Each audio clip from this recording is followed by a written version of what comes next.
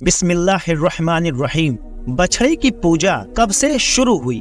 फिरौन की हलाकत के बाद बनी इसराइल इसके चंगुल से आजाद होकर सब लोग ईमान ले आए और हजरत मूसा अलैहिस्सलाम को खुदावंद करीम का ये हुक्म हुआ कि वो 40 रातों के लिए कोहे तूर पर एतिकाफ करें। इसके बाद उन्हें किताब दी जाएगी। चुनांचे हजरत मूसा अलैहिस्सलाम कोहे तूर पर चले गए और बनी इसराइल को अपने भाई हजरत हारून अलैहिस्सलाम के सुपुर्द कर गए। आप 40 दिनों तक दिन भर रोजा रहकर सारी रात इबादत में मशगूल रहते।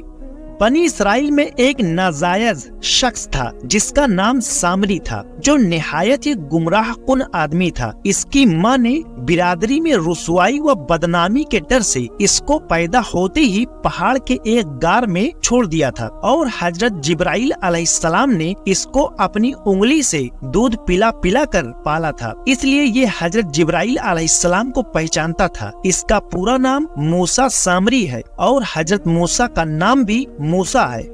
मूसा सामरी को हजरत जिब्राइल अलैहिस्सलाम ने पाला था और हजरत मूसा की परवरिश फिरौन के घर में हुई थी। मगर खुदा की शान कि फिरौन के घर परवरिश पाने वाले मूसा तो खुदा के रसूल हुए और हजरत जिब्राइल अलैहिस्सलाम का पाला हुआ मूसा सामरी काफिर हुआ और बनी इसराइल को गुमराह करके उसने बछड़े की पूजा कराई। इस बारे में किसी आरिफ ने क्या खूब कहा है कि जब कोई आदमी अजल ही से नेक बख्त नहीं होता तो वो भी नामुराद होता है और उसकी परवरिश करने वाले की कोशिश भी नाकाम और नामुराद होती है। क्योंकि देख लो, मूसा सामरी जो हजरत जिब्राइल अलैहिस्सलाम का पाला हुआ था वो तो काफिर हुआ और हजरत मूसा अलैहिस्सलाम जो फिरौन की परवरिश में रहे वो खुदा के रसूल हुए। इसका राज यही है कि मूसा सामरी अजली कमीना और पैदाइशी बदबख्त था, तो हजरत जिब्राइल अलैहिस्सलाम की तरबियत और परवरिश ने भी इसको कुछ भी नफा न दिया और वो काफिर का काफिर ही रह गया। और हजरत मूसा अलैहिस्सलाम चूँकि हमेशा से सईद और नेक बख्त थे, इसलिए फिरौन जैसे काफिर की परवरिश से भी उनको कोई नुकसान न पहुंचा।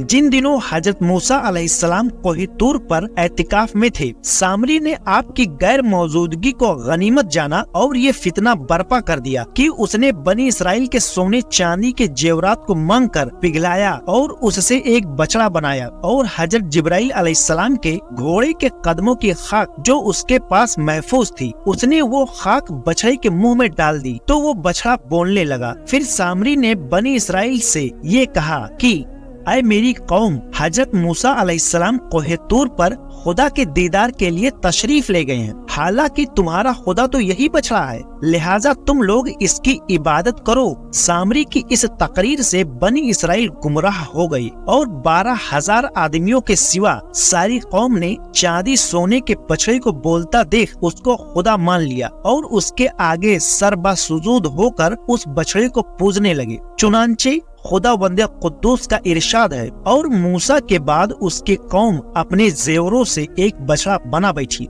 बेजान का धड़ गाय की आवाज करता। जब 40 दिनों के बाद हजरत मूसा अलैहिस्सलाम खुदा ताला से हम कलाम होकर और तौरात शरीफ को साथ लेकर बस्ती में तशरीफ लाए और जब आपने कौम को बछड़ा पूजते हुए देखा तो आप पर बेहद गजब व जलाल तारी हो गया। आपने जोशे गजब में तौरात शरीफ को जमीन पर रख दिया और अपने भाई हजरत हारून की दाढ़ी और सर के बाल पकड़कर घसीटना और मारना शुरू कर दिया और फरमाने लगे कि तुमने इन लोगों को इस काम से क्यों नहीं रोका। हजरत हारून अलैहिस्सलाम माजरत करने लगे, जैसा कि कुरान मजीद में है, कहा ऐ मेरे भाई, कौम ने मुझे कमजोर समझा और करीब था कि मुझे मार डाले, तो मुझ पर दुश्मनों को न हंसा और मुझे जालिमों में न मिला।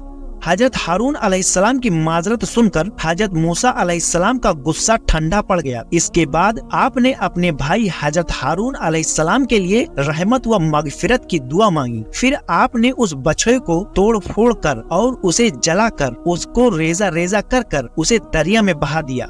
इससे उलमाए किराम को भी ये सबक मिलता है कि उलमाए किराम को कभी भी अपने मजहब के आवाम की तरफ से गाफिल नहीं होना चाहिए, बल्कि हमेशा आवाम को मजहबी बातें बताते रहना चाहिए। आपने देखा कि सामरी ने 40 दिन हजरत मूसा अलैहिस्सलाम की गैर मौजूदगी से फायदा उठाकर सारी कौम को बहका कर गुमराह कर दिया। इसी तरह अगर उलमाए अहले सुन्नत अपनी कौम की हिदायत व खबरगिरी से गाफिल रहेंगे तो बद मजहबों को मौका मिल जाएगा कि इन लोगों को बहका कर गुमराह कर दें। उम्मीद करता हूँ कि आप लोगों को ये वाकया पसंद आया होगा, तो वीडियो को लाइक शेयर और चैनल को सब्सक्राइब कर लें और एक प्यारा सा कमेंट जरूर करें। शुक्रिया।